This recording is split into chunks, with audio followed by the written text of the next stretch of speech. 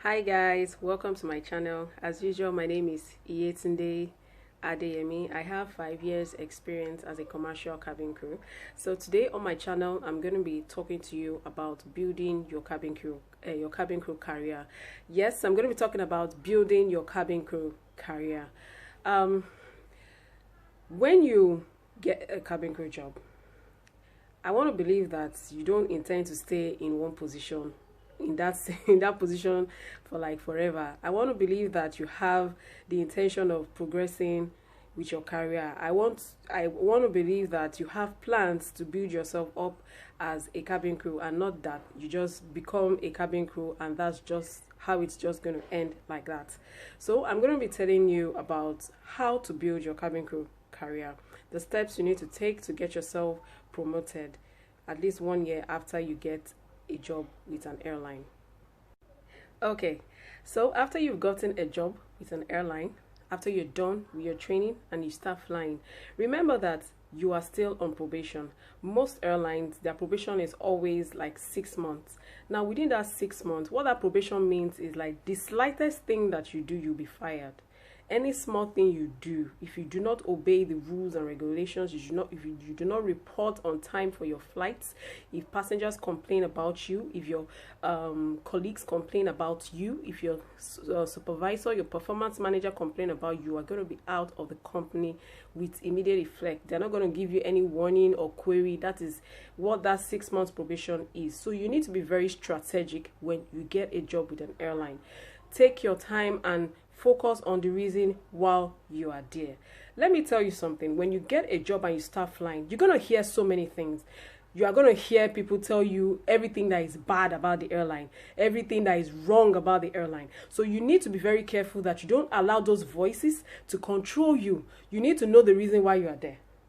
Some people, you will meet people that will tell you that they're going to resign in the next 1 year. They're only going to be here for 1 year and they're off. In the next 5 years, they're still there. So you need to be very, very careful. I'll use my own story as an example to encourage you so that you understand what it is that I'm talking about. After I got a job, after I got my first cabin crew job, I was on probation for 6 months and I understood the meaning of being on probation. And the thing is, when I got a job, my intention was not to stay in that position for long. I was going to make sure that my performance was 100%. Yes, I'm a perfectionist. Whenever I don't think 70%, I think 100%. So by the time I started flying, I did some observation flights. Then I now started flying.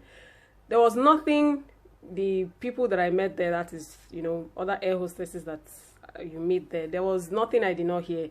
There are some people that will never say anything good about the airline that they work for. I remember then when we got a job, it was a 2 years contract. If you leave before that 2 years, you're going to pay them a certain amount of money because the airline has invested money in training you. So some people actually left before that 2 years and they paid back the money. They will calculate how much and you pay the airline back. So they were really serious about this contract. I remember a lot of my colleagues there, they say, after 2 years, I'm going to leave. This airline is this airline is that, this airline. In fact, even after the 5th year that I left, some of them were still there. But I knew what it is that I wanted. 1 year after I joined the airline, I started doing their VIP flights. And when I started doing their VIP, I did that for like a few years. When the airline expanded and started doing international routes, I took in for my first child because I got married. I took in for my first child. But guess what? The moment I resumed maternity leave, I resumed international flights, which means I am supposed to have even resumed that international flight before I took in. The moment I was done with my training, because after maternity leave, you've been offline for like a year. So you go back and immediately my first roster, I resumed international flight. My daughter then was just 3 months old. So you can just imagine. So I started doing international flights, and I became a cabin senior. This is all in the space of let's say 3.5 years that I joined the airline. So when you get a job, you need to be very strategic. What do you want out of the airline? Are you just gonna work in the airline, you're just collecting salary and you're going shopping. No, no, no. You need to grow. You need to grow. So whichever airline that you're interested in, try and find out what is the career progression in this airline. I'm very, very sure that they will explain it to you during your training. I know they will tell you that, because doing mine, they explained to us about the career progression. In the airline I worked for, by the time you're done with being a cabin senior, you become a line trainer. When you become a line trainer, then you become a trainer, an SCP trainer, if you're interested. So, when you get a job in an airline, once you start flying for like a year, you need to start to think of how to progress to the next level. And the best way to progress to the next level is to have a fantastic relationship with your colleagues. Trust me, words go round. So don't think if you're nasty to one person, you think people are not going to know. They will know. Have a fantastic relationship with your performance manager. Do not, how will I explain it? Don't be too proud to accept corrections. You can never know it all. Even if you know it, act like you don't. Bring yourself down and learn. Don't argue with your supervisor. Even if you do not, even if you don't agree with whatever your supervisor says, you can express yourself without being rude. But first and foremost, you need to take the instruction that has been given to you by your supervisor. After that, then you can now explain to your supervisor how you don't agree, and all that, because there's a reason why he or she is your supervisor. They actually know more than you. And the thing is, yes, they are prone to mistakes, but you can't throw your supervisor's mistake to her face.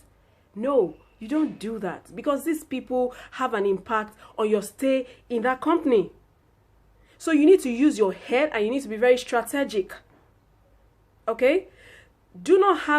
Try to have a fantastic relationship with your colleague, with your supervisors, your performance manager. 1 year after I joined my airline, I had an assessment. There's an assessment that I do, and after that assessment, my salary was increased as a result of the reports that were given by my supervisors. So you need to use your head and put your ego aside and know the reason why you are there. Okay? So, apart from that, please, I need you to listen to this. Don't get a job in an airline or in any organization and spend 1 year there. Please.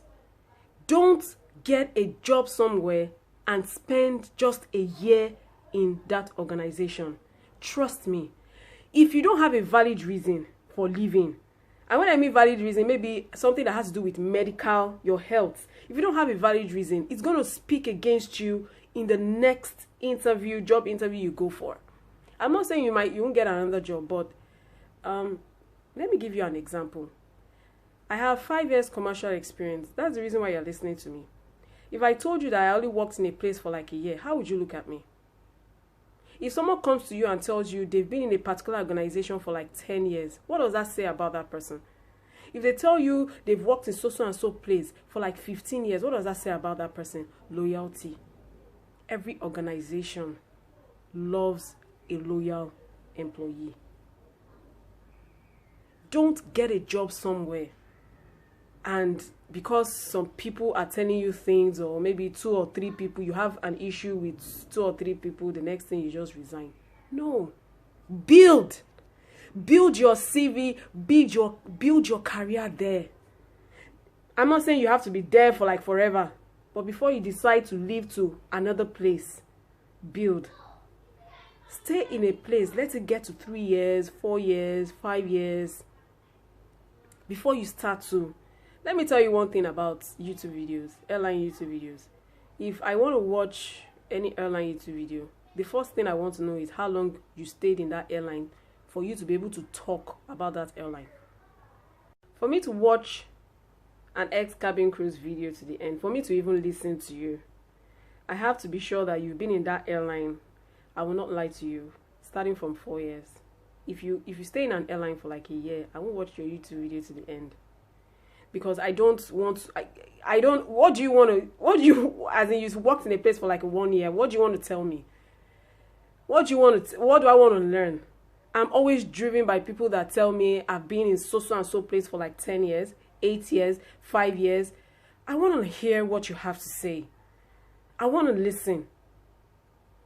But if you're jumping from one place to another, what are you looking for? Let me tell you, Etihad, Qatar, Emirates, to me, they're all the same.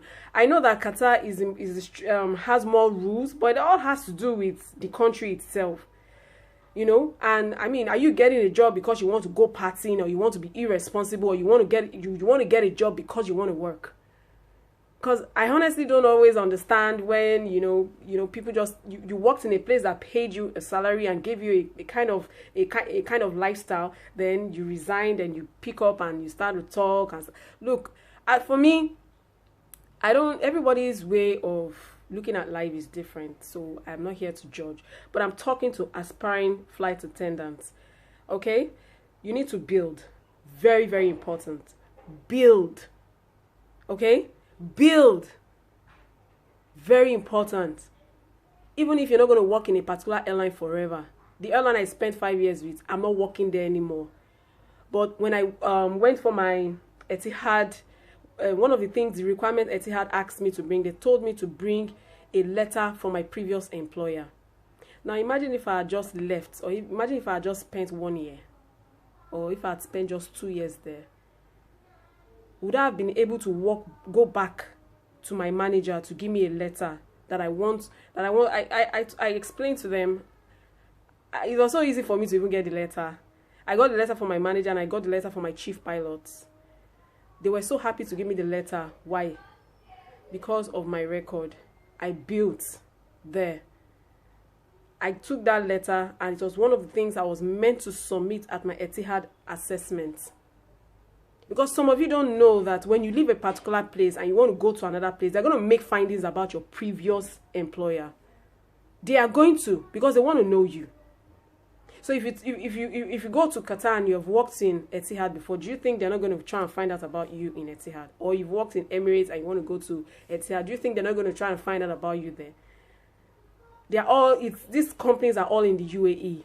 So do you think that you've worked in a particular place and the employer that wants to employ you will not go and find out about you there? So be very careful. Use your head and build positively. All right? Build positively. I'm not saying people are not going to upset you, but you need to learn how to deal with people. You need to learn how to handle people without keeping malice and holding vengeance, or, you know. I'm not going to tell you that the times I worked there, times even till now, I don't have issues, but I've just learned how to deal with it. I try to be at peace with everyone.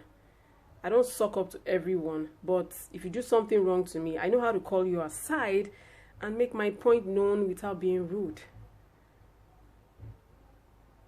Okay, so aspiring flight attendants, listen to me. It's not all rosy. It's not all glamour. It's work. Being able to handle people. And a lot of people are going to step on your toes. But remember one thing, you are building. And make sure you build positively. Alright? I know you've gained something from my video today. Don't forget to subscribe to my channel. My name is Iyetunde Adeyemi. Bye.